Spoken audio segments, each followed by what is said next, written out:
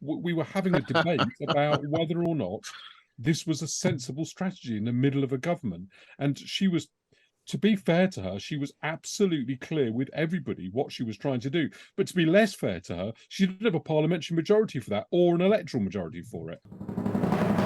Meet the Cerberus of columnists, the Janus of journalism, and the ultimate political portmanteau of opinion. It's alive! It's alive!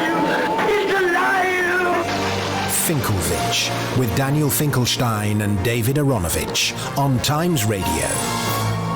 And a very good morning to Daniel Finkelstein. Morning, Danny. Good morning. And good morning to David Aaronovitch. Morning, David. Good morning, man. I think this secret thing must be your maddest thing yet.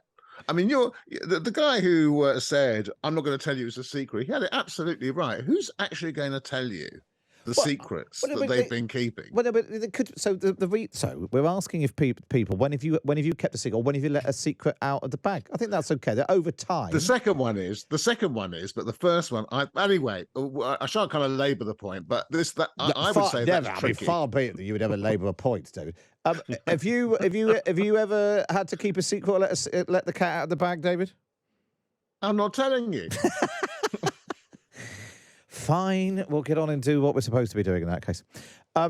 Let's talk about the economy and the ability of the government to reassure the markets or otherwise. We've got this IFS report out today saying the government will have to find £60 billion of spending cuts. We'll be spending £100 billion just servicing the debt. And it's still, 2-3 weeks before we actually get the medium-term fiscal plan? The markets don't feel very reassured. Are you reassured, David? This is just the scale of this disaster is really quite kind of difficult to compute now. What it means is essentially, I suppose it's not really very surprising, having done all the things they could possibly do in order to spook the markets because they were so fantastically arrogant about about the degree of support for their strategy and the likelihood that everybody will accept that it would work. Bit by bit, the kind of small things they've done to try and reverse this clearly are not sufficient. So simply kind of having another Treasury official to replace Tom Scholar, that wasn't the issue. The issue wasn't whether or not there was a Treasury official there. The issue was why they sacked that particular one at that particular time. The issue is not whether or not they were going to hold off telling us people how public spending would go until the end of November. It was that they didn't do it at the same time as they announced the tax cut. So simply doing it on Halloween instead means that the markets are trying to have to guess what would be in that package and don't know. And in the meantime, before that package is unveiled, it is pretty clear that there is absolutely no consensus within the governing party of how that package would be made up. And into that comes the IFS report that essentially says, if you want to maintain your tax cuts, in the way you said the ones, because after all, the only one they got rid of was the top rate, which, as they themselves then explained, wasn't important in the first place, and so on. Then in that case, this is the kind of scale of cutting that you will probably have to do in order to have a credible economic policy going forward. And it is pretty obvious, looking at what that would consist of, that no one is going to vote for it. And so, Danny, have we reached a point of being able to restore confidence to the markets? Is there a bit like when public opinion turns? I don't know how to do this. What this is an illustration of is that arguments in politics actually matter. Listening to their content and trying to make a decision about who's right and who's wrong in certain political debates really matters. And quite obviously, and I think it was obvious when you listened to him, Rishi Sunak was obviously correct when he said that if you were going to have all this spending, and it was unlikely that the Conservative Party, given its manifesto, was going to want to rein back on that, you had to be able to pay for it. And it seemed completely obvious. You know, my father was a professor of measurement, and Liz Truss's father is a professor of maths. 1 + 1 = 2. 2 + 2 = 4. You can't alter that maths. And I couldn't understand during the leadership election, with all the Daily Mail was writing stories about Rishi Sunak's shoes, for heaven's sake. We were having a debate about whether or not this was a sensible strategy in the middle of a government. And she was, to be fair to her, she was absolutely clear with everybody what she was trying to do. But to be less fair to her, she didn't have a parliamentary majority for that or an electoral majority for it.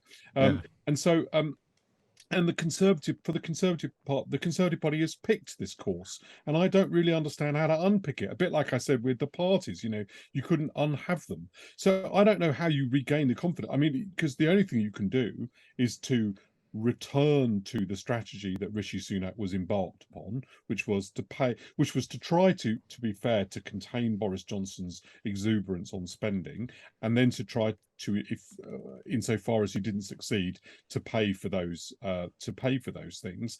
And if the government turned to that now, it would be abandoning its main platform, and I can't see how that regains confidence. So I just, there was a point in Gordon Brown's premiership. I used to do Newsnight each week, and the idea was to try to give the leaders of the different parties advice about how they could win the election, how they could turn things around. And I reached a point where I didn't have an answer. I knew we couldn't win the election. And in this case, I don't have an answer as to how they restore confidence, given what they've done, because this, confidence is something which, once you've lost, is hard to restore. And I'm not sure these people can restore it. Is the problem also, do you think, David, that the restoration of confidence is the sort of, they said what they really meant out loud at the beginning, and now they're trying to sort of sweep it under the carpet afterwards? That ultimately, if you are the person who keeps putting everything on the credit card, the fact that you said, "Oh, fine, I'll try and pay some of it back," you're still the person, when push comes to shove, inclined to put everything on the credit card. Well, the problem is illustrated by what they're doing right as we speak, which is voting to reverse the increase in national insurance contributions, which, if you recall, was the principal way in which the government was planning to fund the shortfall in the NHS and then forward by pushing it on to social care. So that now has to be funded from somewhere else, and that's what they're voting on this week. No wonder the markets are completely spooked by it. I mean, I have to confess to having made an error about this, although I think it was an understandable error. When we were discussing the Conservative Party leadership on this segment, do you remember I said I didn't think Liz Truss could possibly mean what she was saying, and therefore she must really be saying it just in order to get elected? And Danny said, no, I have a horrible feeling that she means it, and so on. Well, he was right and I was wrong. It very rarely happens that way. Let me write that down. Tuesday, October the 11th. We'll write that there we down. go. Yeah. There we go. Actually, it's not entirely the first time that I've submitted that, but anyway, but he was right. She did mean it, and there were reasons why one didn't believe that she could possibly mean it. And what has happened? It was kind of on the rough edge of it. And I just don't see any way that this particular collective of people can have the markets and everybody else thinking that they've got the answers as to what to do, because they plainly haven't.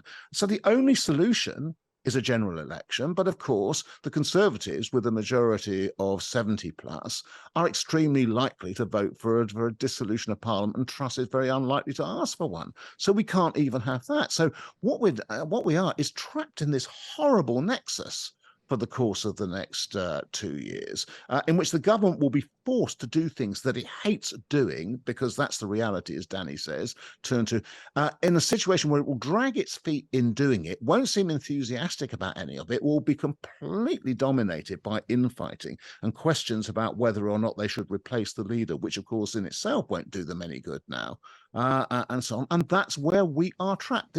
We are trapped, and I can't see a way out of it. During the leadership election, I argued that there was something fundamentally wrong with the method of electing the leader, that we lived in a parliamentary democracy, and if you then had a separate mandate, one achieved by the members who had a different perspective to the MPs, those clashing mandates would be a problem, and that has proven to be the case.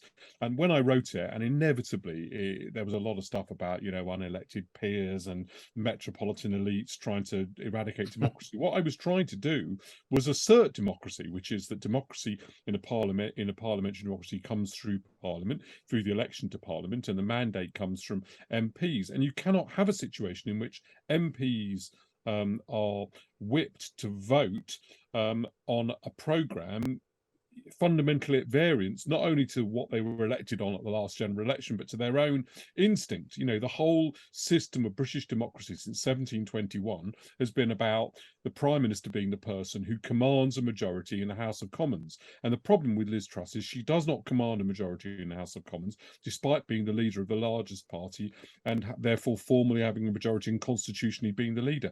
And so, I know how this sounds, but it is in order to broaden the democratic mandate of the Prime Minister, not to narrow it, that I say these electoral systems in which Jeremy Corbyn was elected leader of the Labour Party, despite the fact that no Labour MP wanted him to be Prime Minister, and Liz Truss was elected leader of the Conservative Party on a programme that's not supported by members of Parliament because they know their voters don't support it. That system is unsustainable. I understand why we decided we were going to have it, because it seemed like it was taking votes away from a sort of magic circle or from a small number of unrepresentative people, but it hasn't worked and we need to revisit it. It's interesting because the point that you make, Danny, is that if it were chosen by politicians with a degree of self-interest, they might end up with someone who came up with better policies for the country and made them more electable. Because at the moment, Liz Truss seems to be embarked on a programme of how many. I mean, in the papers today, the planning reform seem to be an exercise on how many people can we annoy. Okay, look, let's leave aside. There's a good argument, even though it's not one that I share, that the things that Liz Truss believes in are the things that are the right things for the country. She has a coherence to what she thinks, and it's not stupid at all. There's a big literature behind it, and I've never ascribed to this kind of the Institute of Economic Affairs libertarianism. I still don't, but it's not stupid. The problem with it is she does not have a majority for it. That's not where the Conservative Party is, and it's not where voters are. And you can't have two. So let's leave aside the fact that I personally don't think it will work, and that it appears to clash with reality, both of which are pretty big points, obviously. But the crucial thing here is the Conservative MPs aren't willing to do the things necessary to make her policy possible. And the reason they didn't do it is because they didn't elect her. They weren't themselves elected on that manifesto. And there is therefore a clashing mandate between the voters in the Conservative Party and the voters in the country and members of Parliament. And in a parliamentary system, you can't have that. Do you know, Danny, you've just tried to redefine the word stupid. Because what you said is you can't call it stupid, but it doesn't work. It was never likely to work, and everybody should see it. And in many ways, I think that's what qualifies partially in political terms as stupid. It was stupid. It is stupid. It doesn't work. That's the point. It's about as realistic as Corbyn's plans for the British economy, etc. Those were stupid. The fact, it comes down to the fact that call them wrong. Okay, so I don't. No. In Corbyn's case, you called them stupid, didn't you? I didn't actually. No, as you know, well, you should have done. Well, I very strongly. I thought they were dangerous, but I don't like to describe them as stupid because it, to some degree, both the policy of Liz Truss and of Jeremy Corbyn comes from a lot of abstract intellectualizing, which, to my mind, leads them to incorrect conclusions. But it's not stupidity, and I don't really like using that phrase. So that's just a matter of taste, I suppose. But we're equally clear we think it's the wrong course. Well, we'll turn our attention to the Labour Party, the machinations of what's going on there. The big overhaul by Keir Starmer as a Labour MP gets deselected. Let's turn our attention to the Labour Party now. A couple of things going on. We've heard this morning Keir Starmer is overhauling Labour HQ, putting them on an election footing, sacking Sam White, the Chief of Staff, who came into some criticism for his running of the party, and moving to a new HQ, while at the same time we've seen the first deselection of a Labour MP in more than a decade. Sam Tarry ousted from Ilford South in favour of another candidate who seems to be backed by quite a lot of the shadow cabinet. What's going on here, David? Is this Keir Starmer completing the job of removing all the Corbynistas? I mean, first, let's just, I'm trying to remember, Matt, whether it was the 2018 or 2019 Labour conference where half the conference waved Palestinian flags. I can't remember which one it was. At this Labour conference, at the beginning, they sang God Save the King.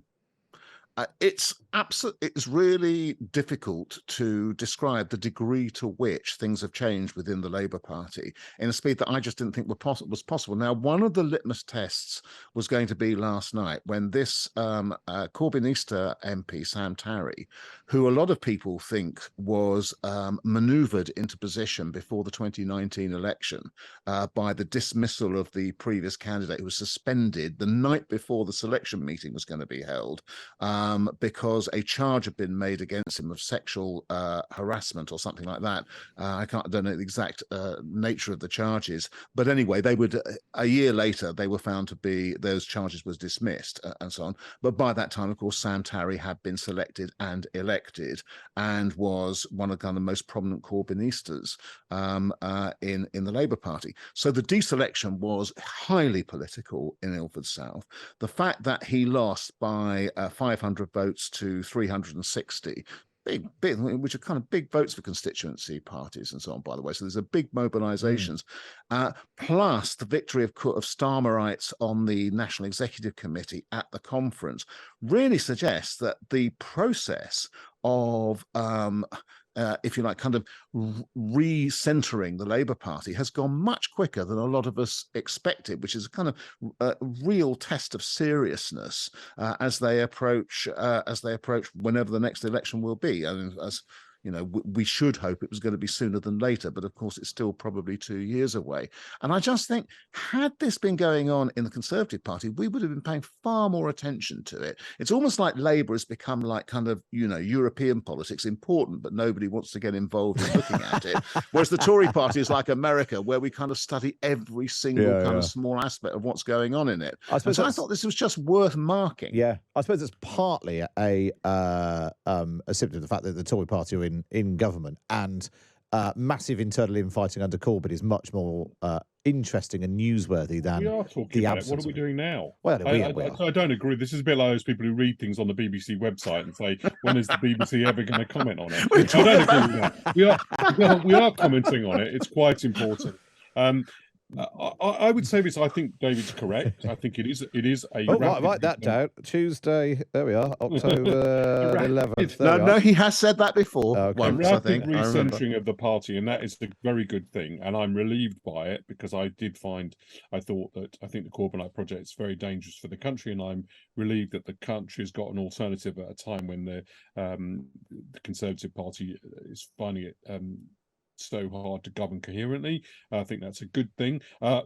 Forgive me if I don't 100% trust something that's moved that fast. And secondly, I think it's a mistake to think that Keir Starmer is a Blairite, even though he's moved the Labour Party back towards the centre unquestionably. I still think he's a sort of soft left, more like Ed Miliband type of figure. That's the different sort of politics. So we'll see. We will indeed see. Well, put it in your diaries, folks. Tuesday, October the 11th, 2022. David Aaronovitch said Danny was right, and Danny said David was right. What more? Doesn't get better than that. Some unity at last. That's what we all want. They'll be back.